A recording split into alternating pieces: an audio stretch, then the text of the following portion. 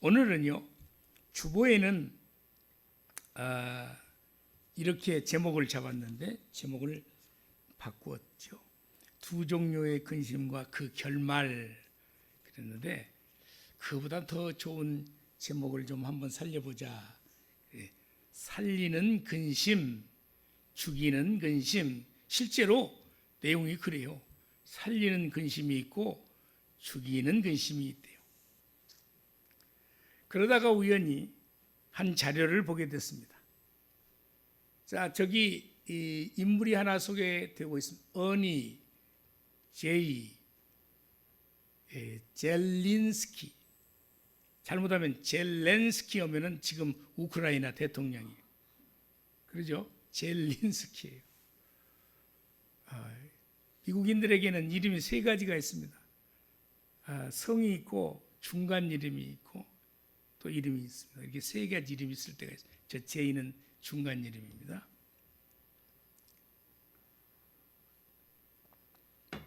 자료를 보다가 공감이 가서 제가 특별히 저 화면을 찾아냈습니다. 우리는 하루 종일 자료 찾은 걸 제가 읽어드리는 거예요. 오늘 본문에 들어가기 전에 우리의 실상이 어떤 모습인가 보는 거예요. 우리는 하루 종일 걱정을 안고 산다. 머리가 터질 만큼 괴로운 고민거리가 한두 가지가 아니다. 이놈의 걱정은 없어지지도 않는다. 잊어보려 온갖 짓을 다 해봐도 항상 그대로다. 하나가 없어지기보다는 하나가 더 생기는 속도가 더 빠르다. 하지만 우리가 매일매일 털어내려 애쓰고 있는 걱정의 정체에 대해서 한번 생각해 볼 글귀를 찾아보았습니다. 그게 바로 저기서 소개되고 있는 어니 젤린스키의 느리게 사는 즐거움이라는 책이 있습니다. 화면을 넘겨주시겠습니다. 느리게 사는 즐거움. 그 책 가운데서 저 영상을 보세요.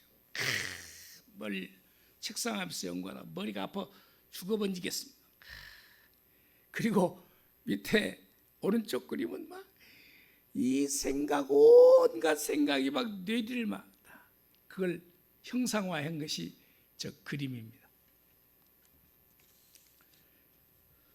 별걸 다 걱정한다고 생각할 만큼 주변을 돌아보면 유난히 걱정이 많은 사람들을 보게 됩니다. 미국의 심리학자, 오늘 소개된 저 젤린스키가 연구했습니다. 화면을 넘겨 보시면서 우리의 모습을 찾아보겠습니다. 우리가 하는 걱정의 40%는 절대 일어나지 않을 일이고, 어떻게 연구를 저렇게 했는가 다 모르겠어요. 30%는 이미 일어난 일 갖고, 과거에 일어난 일 갖고 걱정을 하는 거예요. 22%는 사소한 일이래. 별것도 아닌 걸 가지고 걱정을 한다는 거예요. 4%는 우리가 바꿀 수 없는 일이래. 아무리 노력해도 바꿀 수 없는 일. 그리고 나머지 4%는 우리가 대처할 수 있는 일 정도의 근심거리라는 거예요. 그래서 저걸 옆에다가 또 도표를 만들어서 우리 눈에 보기 좋게 만들었습니다.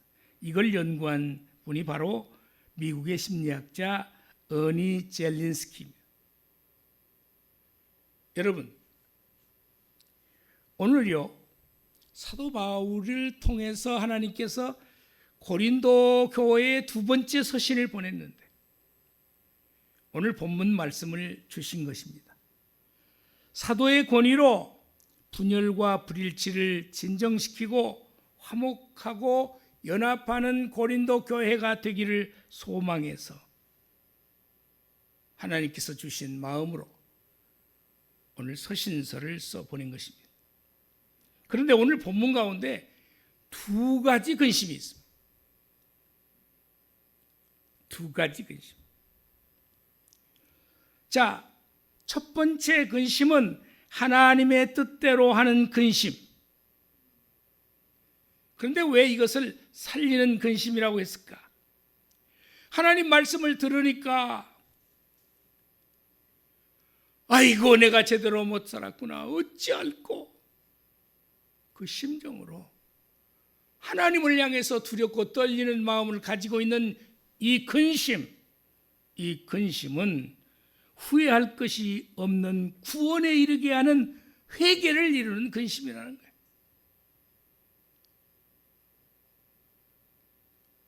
살리는 근심이죠. 저 천국 가는 근심이요. 우리가 늘 죄 가운데 살고 있지만 하나님 말씀대로 살려고 몸부림쳤는데 또 지나고 보니까 혈기를 부리고 욕심에 과다하여 이를 그르쳐 이렇게 주님 앞에 부끄러울 뿐입니다. 하나님 어찌하면 좋습니까? 이런 심령을 가진 근심은 구원에 이르는 근심이라. 그러니까 이 근심은 많이 할수록 좋은 살리는 근심. 두 번째는 두 가지를 얘기했다고 했잖아요. 두 번째는 세상 근심인데요, 이것은 사망을 이루는 것이라 말씀하세요. 저는 오늘 하나님 말씀만 인용해서 줄기차게 살리는 근심을 무엇들이 있으며 이 근심을 우리가 어떻게 해야 되는가? 두 번째, 세상 근심은 죽이는 근심인데 이걸 우리가 겪고 살고 있는데 이걸 어떻게 극복할 수 있을 것인가? 이 두 가지를 성경의 말씀을 인용해서 말씀을 드리려고 합니다. 그러니까 오늘 잘 들어야 돼요. 우리 근심 걱정 없는 사람이 아무도 없거든요. 살리는 근심, 죽이는 근심, 첫째 하나님의 뜻대로 하는 근심은 구원을 이룬다 말씀하셨습니다. 살리는 근심은 구원을 이루는 근심이다. 아멘. 오늘 10절 말씀을 보실까요? 자, 하나님의 뜻대로 하는 근심은, 그럼 하나님의 뜻대로 하는 근심이 뭘까? 늘 설교를 듣다가, 설교를 듣는 것은 하나님의 말씀을 듣는 것이죠. 늘 성경을 읽다가, 성경 안 읽는 사람은 뭐 그런 근심도 있겠어요? 전혀 없지. 그래도 설교를 들어요. 와서 설교를 듣다. 아, 내가 하나님의 뜻대로 살지 못했구나. 오늘 이 설교는 나를 향하여 하나님께서 저 목사를 통해서 주신 말씀이로구나, 이렇게 생각하는, 그러면서 어찌할꼬 주님, 나는 이 모습 이대로라면 전혀 천국 백성으로 살 수가 없으니 어찌하면 좋습니까? 죄에 대하여 슬퍼하고 염려하는 근심, 마침내 그래서 하나님 앞에 통회하고 자복하는 기도를 드리는, 그러면서 주님과 대화하면서 내 문제를 해결받는 이 근심. 이 근심은 죄에 대한 근심이요, 하나님의 은총을 저버린 행위에 대한 근심이요, 신령한 근심이라 이렇게 표현하고 있습니다. 후회할 것이 없는 구원에 이르게 하는 회개의 역사가 일어나게 하는 근심. 이 근심을 여러분은 얼마나 하면서 살고 있습니까?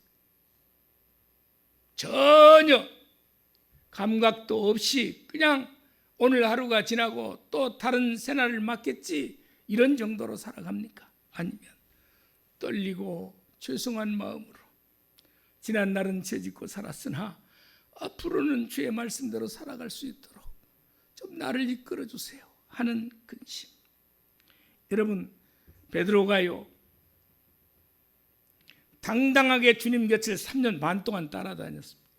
그리고 적재적소에 떠오른 말씀을, 하나님께서 주신 생각의 말씀을 그렇게 예수님 앞에 답변도 해드렸습니다. 그리고 네가 나를 3번 부인하리라,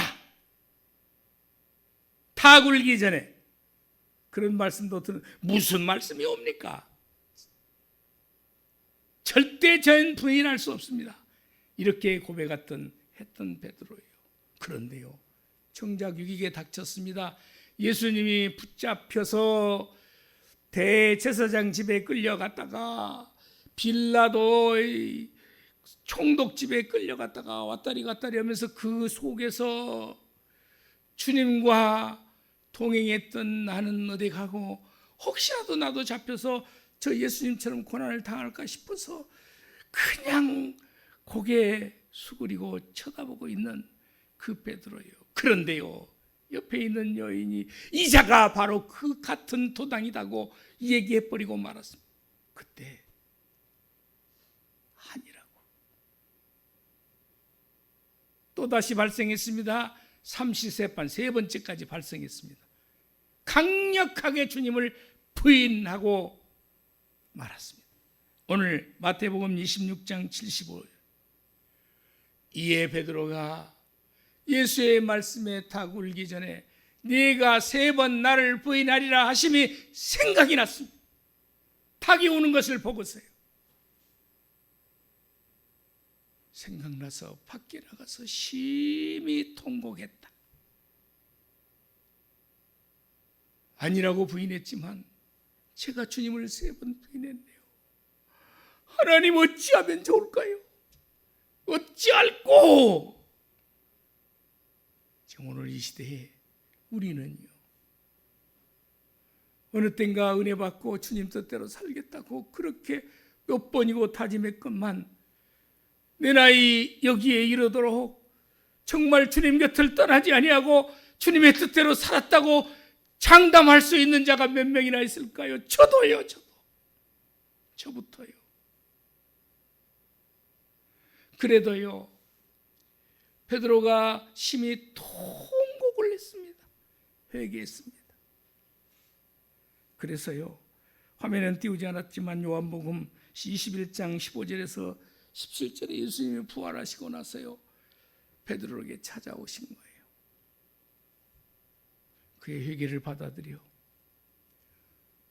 내 어린 양을 먹이라. 두 번째입니다. 내 어린 양을 치라. 마지막 한 번 더. 내 어린 양을 먹이는 일을 너에게 맡기노라. 뒤에 맡기노라는 말씀은 없지만 내 어린 양을 치라, 먹이라고 말씀하십니다. 그 베드로의 통회하는 회개를 주님이 받으신 거예요. 저와 여러분도 지금 정말 세상 근심은 끝없이 가지고 있으면서 하나님을 향한 이 근심은 가지고 있는 것입니까? 내가 하나님 뜻대로 못 살았어. 어쩌면 좋아요. 어떡하지? 나 천국 가기 전에 도태되면 어떡하지? 주님이 지금 재림하신다면 들려 올라가야 되는데 나는 들려 올라가지 못하는 자가 된다면 어떡하지? 하나님, 회개할 것밖에 없습니다. 이렇게 근심을 가지고 있다면 하나님이 우리의 근심을 용서해 주시고 이끌어내 주실 줄로 믿습니다. 이렇게 영향을 받아서 베드로는 이제 오순절 다락방에서 120문도가 모여있고 창문은 열려있고 수많은 사람들이 그 상황을 보고 있고 거기에서 베드로는 일어나서 설교를 합니다. 어떤 설교를 했을까요? 이스라엘 백성들이 하나님의 아들 예수님 메시아를 받아들이지 못하고 그를 십자가에 못 박였다고 저들을 향해서 뜨겁고 열정 있는 설교를 합니다. 여러분이 예수님을 십자가에 못 박혔어. 예수님이 왜 죽은 줄 아시오? 우리가 죽였어. 사도행전 2장 36절 37절을 보실까요? 그런즉 이스라엘 온 집은 확실히 알지니 저와 여러분 예수 믿는 그리스도인들은 제대로 확실히 알지니 다른 사람이 아니라 너희가 십자가에 못 박은 이 예수를 하나님이 주와 그리스도가 되게 하셨느니라 하니라. 아멘. 37절 보실까요? 그들이 이 말을 듣고 마음에 찔려 매일매일의 삶을 통해서 저와 여러분이 예수님 십자가에 못 박은 2000년 전에 유대인들만이 아니라 오늘 나도 수없이 많은 말씀대로 살지 못해서 십자가에 매달려 있는 예수님에게 잔못을 받고 있는, 대못은 아닐지라도 잔못을 받고 있는 건 아닐까? 그럴 마음 없습니까? 말씀대로 잘 살았다고 자부하십니까? 그러지 못하다면 오늘 이 시간 우리는 어찌 알고 회개의 마음을 가져야 될 줄로 믿습니다. 아멘. 오늘 성경에서 여호와를 찾았습니다. 다윗은요, 하나님의 사무엘을 통해서 기름 부음 받아서 사울이 하나님 말씀대로 순종하지 않으니까 그를 제끼고 다윗의 가문을 왕의 자리에 올려놓았습니다. 고난도 많았지만 그가 왕의 자리에 저 예루살렘 남부 지역에서부터 출발해서 그리고 북부 이스라엘까지, 북이스라엘까지 전체를 나라를 통치할 수 있는 권세를 하나님이 다윗에게 주셨습니다. 그런데요, 여러분 평안해지면 죄짓게 되어 있습니다. 전쟁도 어느 정도 내분도 수그러들고 살만한데 그만 왕궁에서 저 밑을 쳐다보니까 아리따운 여인이 불빛 아래 목욕을 하고 있는 것이 보여졌습니다. 부활을 시켜서 그 여인을 데려오라 합니다. 죄를 짓게 된 것이죠. 오늘 리얼하게 성경 그대로 제가 읽어드려야 훨씬 더 리얼한 현장이 될 것 같아서 성경 구절을 올려놓습니다. 사무엘하 12장, 여호와께서 나단을 다윗에게 보내시니, 나단은 선지자입니다. 오늘로 말하면 목사입니다. 목사를 다윗에게 보냈습니다. 그가 다윗에게 가서 그에게 이르되 비유를 들어서 설명하는 거예요. 다윗이 어떻게 이 사건을 받아들이는가, 이 비유를 지금 얘기하고 있는 거예요. 한 성읍에 두 사람이 있어. 그런데 한 사람은 아주 부하고 한 사람은 갓난해. 2절, 그 부한 사람은 양과 소가 심히 많아 강한 부자예요. 가난한 사람은 아무것도 없고 자기가 샀어. 한 마리 샀어.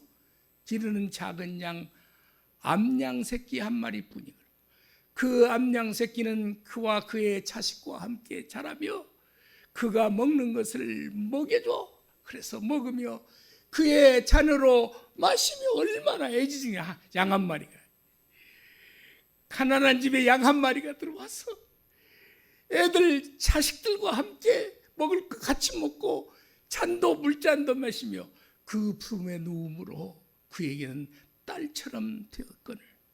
양 한 마리가 너무 소중했어.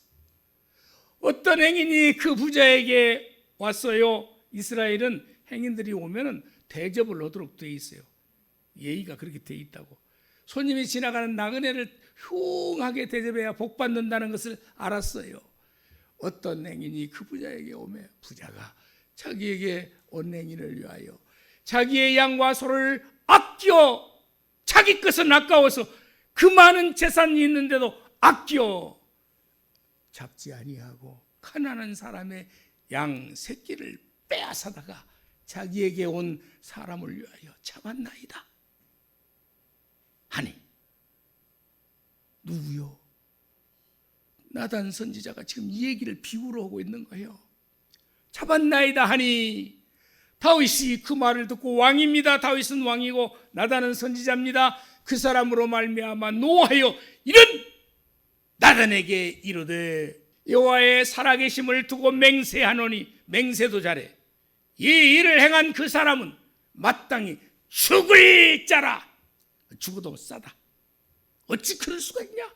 집과 양도 소도 많은데 그 한 마리 기르고 있는 가난한 자의 양을 빼앗아다가 잡아서 요리를 해주다니. 6절, 그가 불쌍히 여기지 아니하고 이런 일을 행하였으니 그 양 새끼를 4배나 갚아 주어야 하리라 한지라. 7절, 나단이, 선지자 주의 종 나단이 다윗에게 이르되 당신이 바로 그 사람입니다. 당신이 바로 그 부자와 같은 사람입니다. 이스라엘의 하나님 여호와께서 이와 같이 이르시기를 내가 너를 이스라엘 왕으로 기름 붓기 위하여 너를 사울의 손에서 구원하고 내 주인의 집을 내게 주고, 이 말은 뭐예요? 왕권을 내게 줬다 이거예요. 사울 왕이 가지고 있던, 사울이 왕이요 주인이라 그 말이에요. 내 주인의 아내들을 내 품에 두고 이스라엘과 유다 족속을 내게 맡겼느니라. 만일 그것이 부족하였을 것 같으면 나단을 통해서 하나님 마음을 전하는 거예요. 하나님 하신 말씀을 그대로 전해주는 거예요. 네게 만일 부족할 것 같았으면 내가 내게 이것저것을 다 주었으리라. 그런데, 저 그런데가 크지요, 글씨가. 일부러.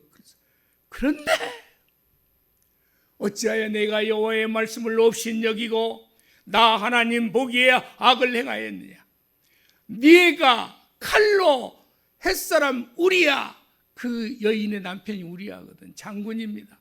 우리야를 치되 그것도 자기 손으로 죽이면 탈날까 봐서 전쟁터에 내몰아서 최전선에다가 내몰아가지고 적군에 의해서 죽게끔 만들었습니다. 그 적군이 어디냐? 암몬이야, 암몬.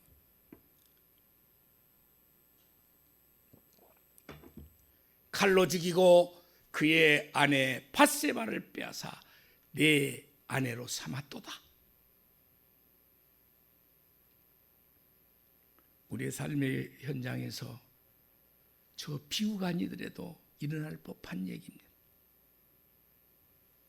13절에서 다윗이 나단이 비유로 들었는데 바로 그 자가 당신입니다 했을 때 내가 여호와께 죄를 범하였노라. 이 회개의 모습입니다. 그런데도 뻣뻣하게 나하고는 전혀 관련이 없는데 그러고 있었으면 회개하지 않은 거예요. 내가 하나님께 죄를 범하였노라. 아멘. 다윗이 나단이 다윗에게 말하되 여호와께서도 당신의 죄를 사하셨나니 당신이 죽지 아니하려니와. 왜냐하면 이야기를 다 질비하게 쓸 수가 없어서 바로 저 말이 나온 뒤에 사하심을, 그 사이에 무슨 말씀인가 있었어. 근데 다 기록할 수 없으니까 제가 기록한 거예요. 여러분, 다윗이 하나님의 은총을 받고 왕위를 계승해서 받았습니다. 그런데도 욕심이 생겼어요. 남의 것을 빼앗아. 먹고 살만한데도 내 것은 소중하고 다른 사람 것들은 다 소중하지 않아서 그걸 내 것으로 만들려고 하는 우리 인간의 모습을 적나라하게 표현하고 있는 말씀이 저 얘기입니다. 그런데요, 주의 종 목사의 설교를 듣고요, 오늘 이 시간도 주의 종 목사를 단에 세우시고 이 설교를 하게 하신 까닭은 무엇일까요? 저와 여러분에게 들으라고요. 회개의 기회가 주어졌을 때 그 회개를 하나님 앞에 올려드리라고. 하나님 어찌하면 좋을까요? 들어보니까 저도 똑같은 죄인입니다. 오히려 더 많았으면 많았지 부족하지 않습니다. 주여 어찌할꼬. 이 회개의 마음을 가질 때 이것은 살리는 근심. 오늘 두 번째입니다. 살리는 근심, 죽이는 근심. 오늘 세상 근심이 사망을 이룬다. 세상 근심은 사람을 죽게 한다. 오늘 제가 그걸 리얼하게 말씀을 드리고자 합니다. 10절의 말씀입니다. 오늘 전반부는 하나님의 뜻대로 하는 근심을 후회할 것이 없는 구원에 이르게 하는 회개를 이루는 것이라고 한다면 세상 근심은 사망을 이루는 것이다. 죽게 한다. 세상 근심은 분노하고 원한을 품으며 자기를 정당화시키기 위해 애쓰는 근심이에요. 세상 근심. 다시 한번 정리합니다. 분노해. 세상 근심은 억울해해. 그리고 원한을 품어. 그럴 수는 없지. 그리고 자기를 정당화시켜. 나는 옳은데 저 상대방이 나를 괴롭게 했다. 세상 근심의 상태는 이런 결과를 가져옵니다. 잃어버린 것이, 당한 것이 많아서 분을 품고 있는 상태. 잃어버린 것이 억울해서, 당한 것이 억울해서 지속적으로 끙끙대는 근심. 억울함을 품고서 내 속에 병이 들어있어요. 화병. 그리고 살맛이 안 나는 근심. 이런 근심을 세상 근심이라 그렇게 표현할 수 있겠습니다. 여러분, 다윗은 어떤 심정으로 늘 살았는지를, 그래서 다윗은 내 마음에 합한 자라고 왜 하나님이 하셨는지를 시편에서 읽을 수가 있어요. 시편 150편 가운데 73편이 다윗을 통해서 주신 글입니다. 늘 주님과 더불어 살았습니다. 그래서 죄를 짓고 그가 하나님 앞에 시편 25편 1절 2절 말씀을 보실까요? 여호와여 나의 영혼이 주를 우러러 보나이다. 늘 삶이 그래요. 나는 하나님을 늘 우러러 보고 살고 있습니다. 우러러 보며 살고 있습니다. 나의 하나님이여 내가 주께 의지하여 싸우니 나를 부끄럽지 않게 하시고 나의 원수들이 나를 이겨 개가를 부르지 못하게 하소서. 이어서 말씀을 보겠습니다. 내 마음에 근심이 많사오니 나를 고난에서 끌어내소서. 여러분이 뭘 하다가 낭패를 보았습니까? 낙심해서 괴로워하고 있습니까? 자식 때문에 너무 실망해서 지금도 가슴 한켠에 그걸 끌어안고 있습니까? 아니면 누구 친구 때문에, 누구 이웃 때문에 억울한 마음을 늘 끌고 안고 살고 있습니다. 뭔 일을 하다가 낭패되어서 나뿐만 아니라 모든 가족들이 함께 힘들어하며 괴로워. 나 때문에 내 가족들이 저렇게 고통을 당하고 있구나.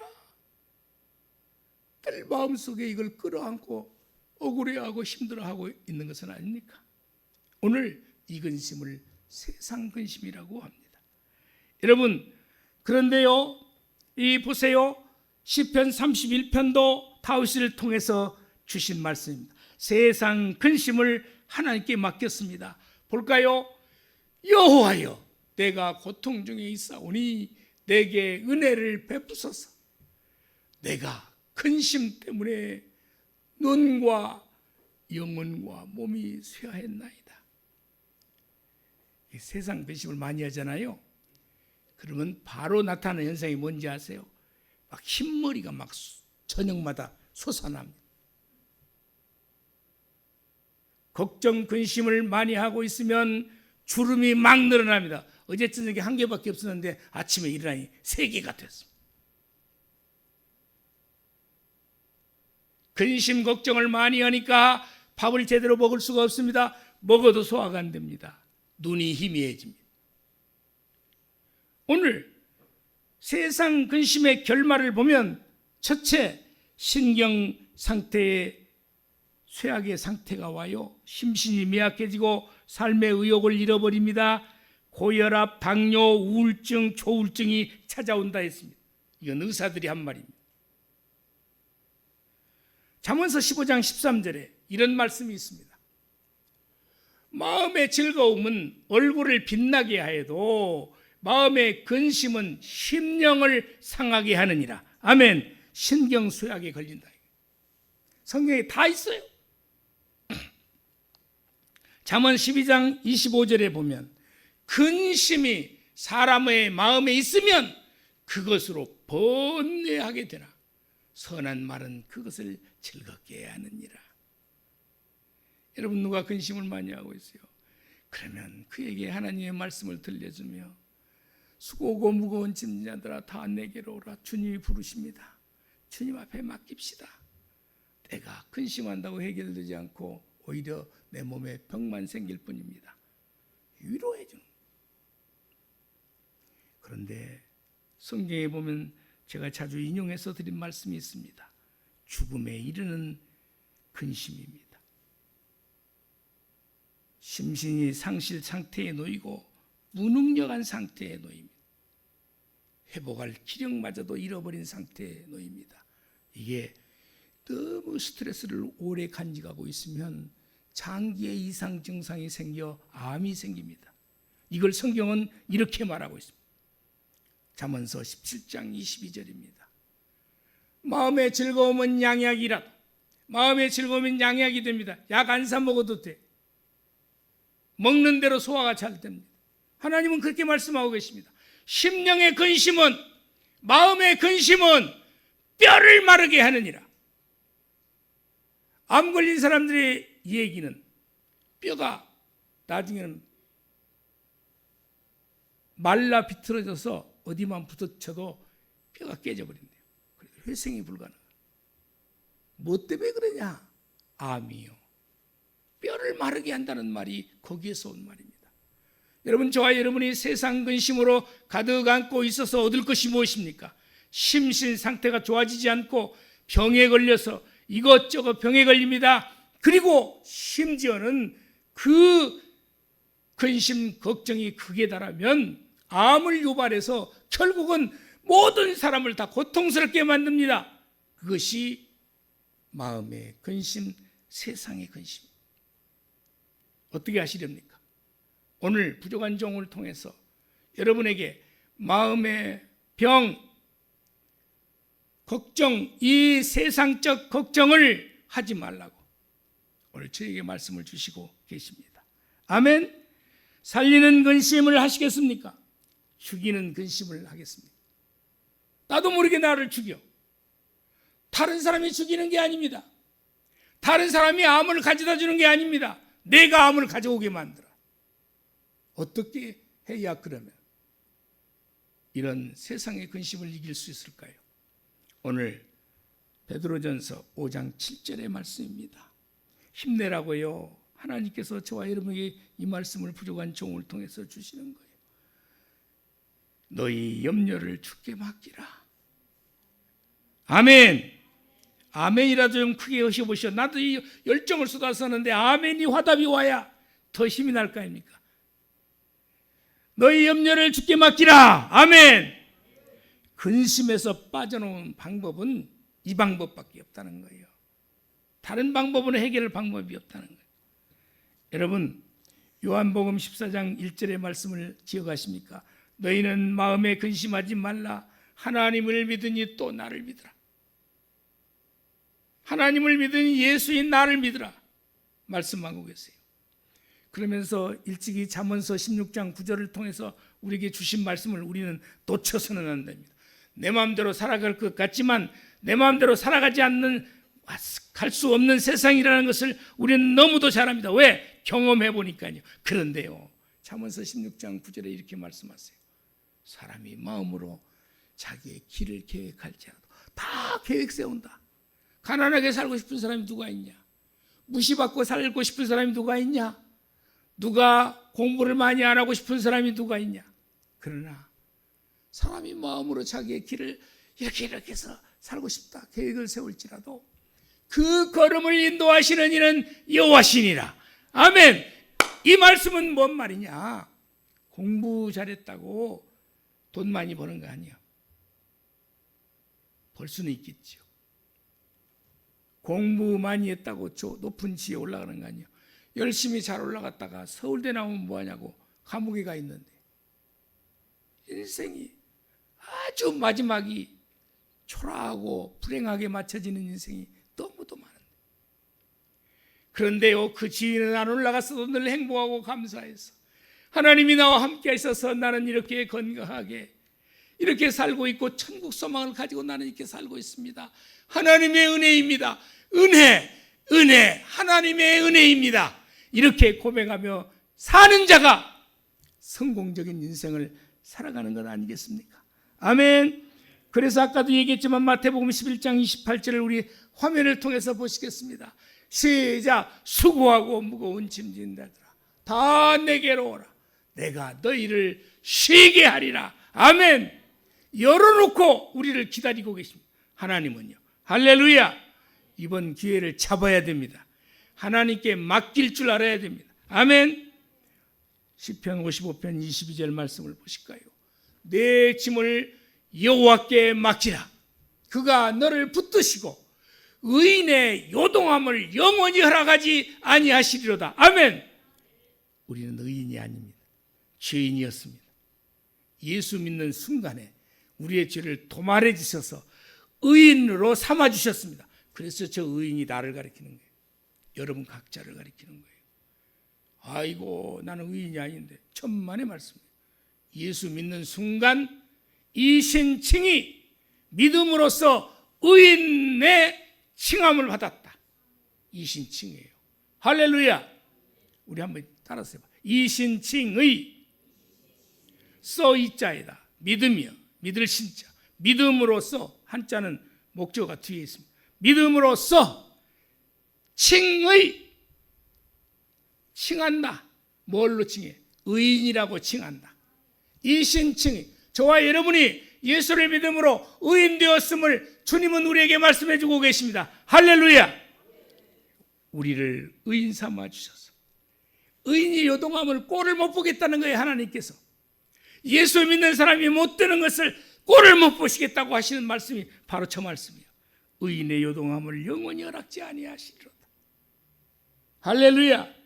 아멘. 그러므로 이제 마무리의 말씀을 세 가지만 들어 올리려고 합니다.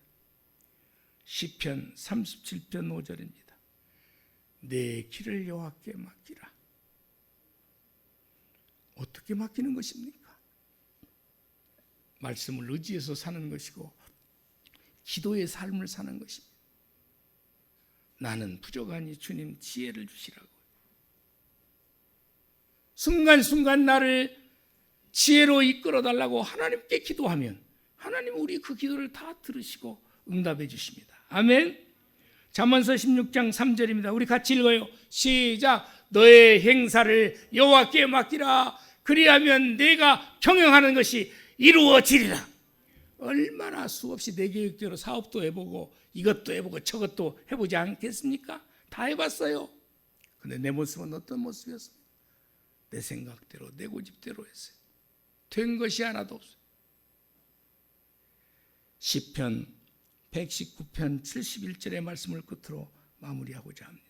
같이 한번 읽겠습니다. 시작. 고난당한 것이 내게 유익이라.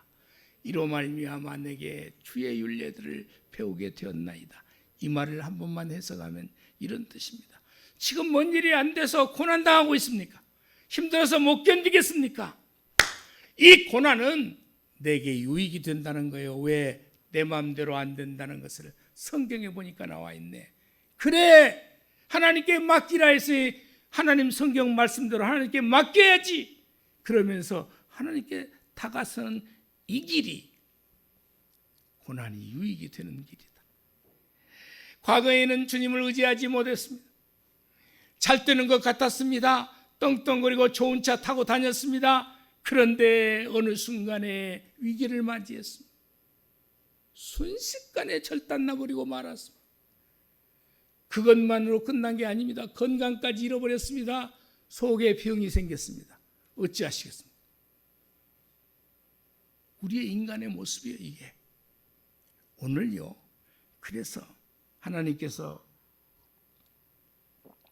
부족한 종에게 살리는 근심이 있는데 지금 우리가 엎드려서 하나님 앞에 회개하고 자복해야 된다. 하나님 뜻대로 못 살았으니 주여 용서해달라고. 그리고 세상 근심은 내가 과거에 잘못된 것으로 저질러서 이렇게 근심거리가 많아졌습니다. 하나님 용서해 주시고 이제부터라도 주님 뜻대로 살겠사오니 주여 부족한 종이 짊어지고 있는 이 짐을 주께서 거두어 주옵소서. 내가 주 뜻대로 살겠습니다. 그리고 진짜로 맡겨야 돼. 하나님 말씀대로 살려고 몸부림치는 거예요. 하나님을 진심으로 찾을 수 있는 계기가 되기를 바랍니다. 하나님 아버지 감사합니다.